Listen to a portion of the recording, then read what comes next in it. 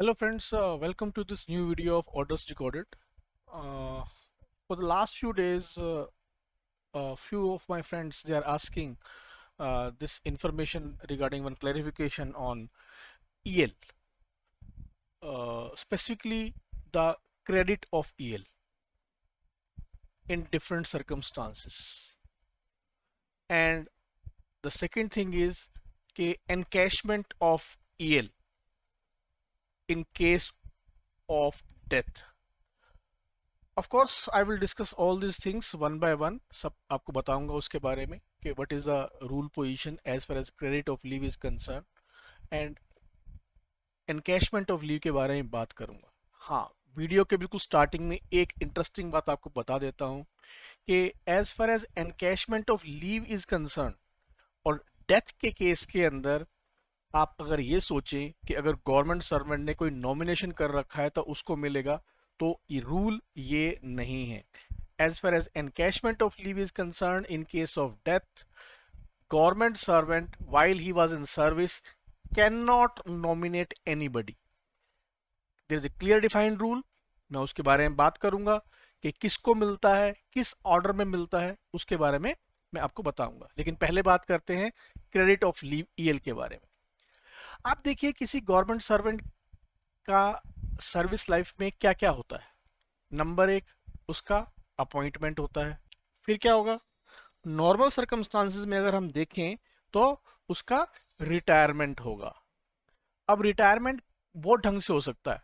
Retirement हो सकता है आपका normal, on superannuation, on compulsory retirement age a punishment जहां पे उसकी पेंशन शायद रिड्यूस की गई हो सकता है वो वॉलंटरी रिटायरमेंट ले ले, हो सकता है गवर्नमेंट उसको रिटायर कर दे अंडर FR 56J.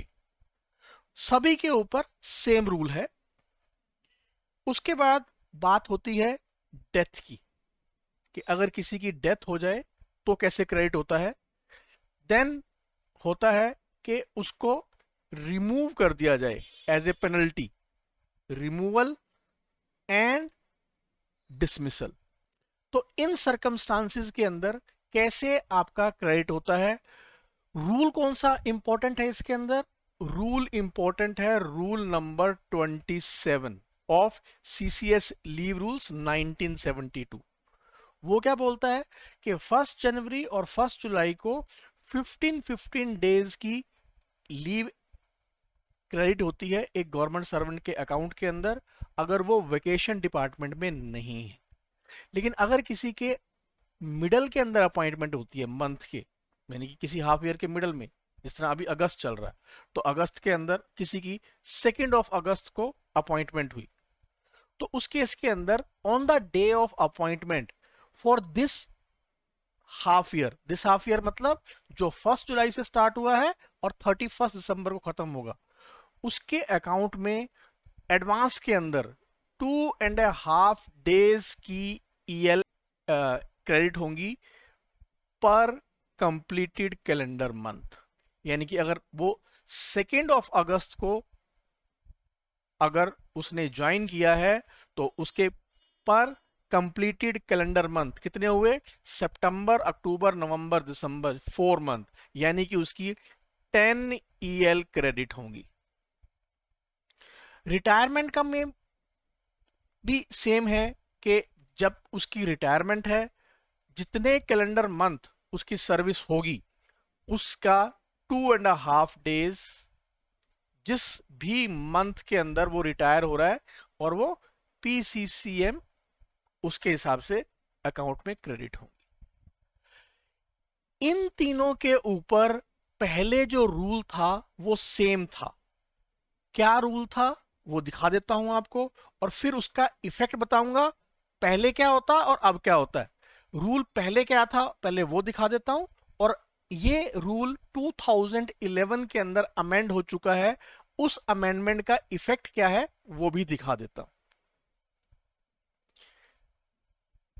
ये था रूल पहले, हम सिर्फ इसी के ऊपर फोकस करेंगे. यहां पे बात कर रहा है रिमूवल, डिसमिसल और डेथ इन सर्विस.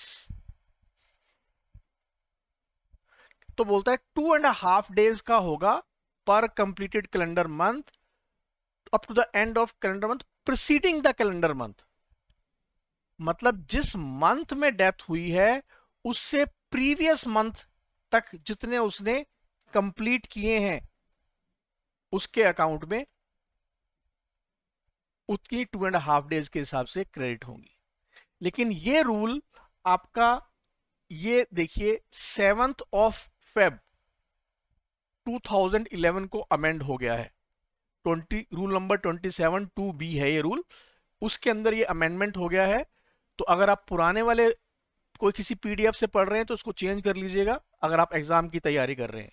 तो उन्होंने बोला as far as removal is concern, dismissal is concern, तो वो प्रीवियस मंथ के हिसाब से ही होगा 2.5 डेज के हिसाब से। लेकिन अगर डेथ केस है तो इस पर्टिकुलर मंथ के पीसीसीएम के हिसाब से होगा। अगर मैं आपको इसका एक एग्जाम्पल दूं तो उस एग्जाम्पल का आपको बताता हूं दोनों के अंदर इफेक्ट क्या है। अगर मान लीजिए किसी पर्टिकुलर गवर्नमेंट सर्वेंट की अनफॉर्चुनेटली डेथ हो गई 31st of May 2021 को कोरोना की वजह से, किसी भी वजह से, उस टाइम कोरोना ज्यादा चल रहा था, उस वजह से काफी डेथ हुई है हमारे ऑर्गेनाइजेशन के अंदर सेंट्रल गवर्नमेंट के एम्प्लॉइज की। तो अगर उसकी डेथ 31 मई 2021 को हुआ है तो नए रूल के हिसाब से क्या होगा, अगर उसकी डेथ हुई है तो सिंस यहां पे उसने मई का मंथ भी पूरा कंप्लीट किया है तो उसके अकाउंट में जो एक्चुअल 1 जनवरी को ऑलरेडी क्रेडिट हो चुकी होंगी, हम उसके अंदर जो रिड्यूस करेंगे वो क्या रिड्यूस करेंगे, 5 मंथ उसके कंप्लीट हो चुके हैं उसके हिसाब से 2.5 डेज के करेंगे तो क्या बनेगा 12.5 डेज। ईएल कभी भी हाफ डेज के अंदर क्रेडिट नहीं होती, तो डेथ केस के अंदर उसके अकाउंट के अंदर कितने हम क्रेडिट मानेंगे कि वो ही है 13 डेज, जो कि हम 1 जनवरी को 15 कर चुके होंगे, यानी कि हम उसके अकाउंट से 2 डेज की लीव डिडक्ट कर लेंगे बिकॉज उसकी डेथ 31 2021 को हुई। लेकिन अगर उसका रिमूवल हुआ या डिसमिसल हुआ तो हम, हालांकि उसने मई का मंथ पूरा कंप्लीट कर लिया है, लेकिन हम उनको बेनिफिट क्या देंगे, प्रीसीडिंग मंथ का। प्रीसीडिंग मंथ कौन सा है, अप्रैल, यानी कि 4 मंथ का, यानी कि उसकी ईएल का जो क्रेडिट होगा वो क्रेडिट होगा 4 मंथ के हिसाब से 10 डेज का। यानी कि यहां पे उसकी जो ईएल रिड्यूस करेंगे, जो हमने 1 जनवरी को क्रेडिट की थी, 5 दिन की ईएल जो है वो उससे रिड्यूस कर देंगे उसके अकाउंट से। तो ये आपका इफेक्ट है। पहले क्या होता था, हम डेथ केस में भी ऐसे ही कैलकुलेशन करते थे, लेकिन 2011 के बाद ये रूल डेथ केस के लिए चेंज हो गया है। ओके, तो इस बात को ध्यान रखिएगा, ये फर्स्ट क्लैरिफिकेशन है। सेकंड जो क्लैरिफिकेशन हम बात करते हैं वो बात करते हैं एनकैशमेंट की। एनकैशमेंट ऑफ लीव के बारे में हम बात करते हैं। एनकैशमेंट आपको किस किस केस में मिलता है, पहले हम उसकी बात करते हैं। एनकैशमेंट आपको सुपर एनुएशन के टाइम मिलता है, मतलब रिटायरमेंट के टाइम मिलता है, चाहे वो किसी भी टाइम की रिटायरमेंट हो, वॉलंटरी रिटायरमेंट है, 56J में रिटायरमेंट है, सुपर रिटायरमेंट है या कंपल्सरी रिटायरमेंट है, वट। सेकेंड, रेजिग्नेशन के केस में। और तीसरा हम बात करते हैं डेथ केस में। डेथ केस के अंदर मैं कुछ स्पेशल चीज डिस्कस करने वाला हूं अलग से, किसको मिलेगा उसके बारे में, इसलिए मैंने सबसे लास्ट में लिखा है। हालांकि फर्स्ट केस में और लास्ट केस में एनकैशमेंट का जो टोटल डेज हैं वो क्या होता है, 300 डेज की एनकैशमेंट मिलती है, ईएल प्लस एचपीएल दोनों की। सबसे पहले एनकैशमेंट देंगे हम ईएल की और फिर एनकैशमेंट देखेंगे एचपीएल की। यानी कि अगर किसी के अकाउंट में 200 डेज की ईएल हैं तो हम उसको 100 डेज की HPL की एनकैशमेंट दे देंगे। और ध्यान रखिएगा HPL को कम्यूट नहीं करवा सकते हैं, यानी कि आप ऐसा नहीं बोल सकते कि सर 200 डेज की HPL ले लो और मुझे 100 डेज का कम्यूटेड दे दो ताकि मेरे को 300 डेज की मिल जाए, ऐसा नहीं होगा। तो अगर आपके अकाउंट में 300 डेज की नहीं है तो आपका नुकसान फाइनेंशियली होना ही होना है। लेकिन रेजिग्नेशन के केस के अंदर जो आपका रूल है वो ये रूल बोलता है कि जो भी उसके अकाउंट के अंदर लीव पड़ी हुई है उसकी हाफ EL जो अकाउंट के अंदर है उसकी हाफ EL का एनकैशमेंट करेंगे and subject to a maximum of 150 days. और ध्यान रखिएगा रेजिग्नेशन के केस के अंदर HPL का एनकैशमेंट नॉट अलाउड। अगर आपको रूल पढ़ना है तो रूल नंबर 39 के अंदर लिखा हुआ है, वहां पे फॉर्मूला भी लिखा हुआ है, वो भी अभी बता दूंगा। अब हम बात करते हैं डेथ केस की। डेथ केस के अंदर उसके अकाउंट में जो लीव हैं वो लीव एनकैशमेंट का पैसा किसको मिलता है? सबसे पहले मिलता है अगर उनकी कोई विडो है या विडोअर, यानी कि गवर्नमेंट सर्वेंट मेल है तो उसकी वाइफ, और अगर फीमेल है तो उनके हस्बैंड को, अगर वो अवेलेबल हैं तो उनको ही मिलेगा, पहली बात।